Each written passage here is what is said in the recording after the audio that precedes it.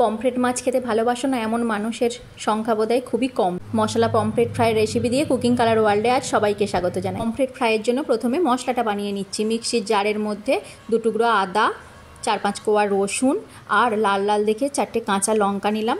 তারপর গোটা জিরে 1 চামচ, গোটা ধনে 1 চামচ, পরিমাণ মতো লবণ, 1 চামচ কাশ্মীরি লঙ্কার গুঁড়ো, 1 চামচ টমেটো সস, হাফ চামচ লেবুর রস, সাদা তেল 1 চামচ দিয়ে একটা মিহি পেস্ট বানিয়ে নিচ্ছি।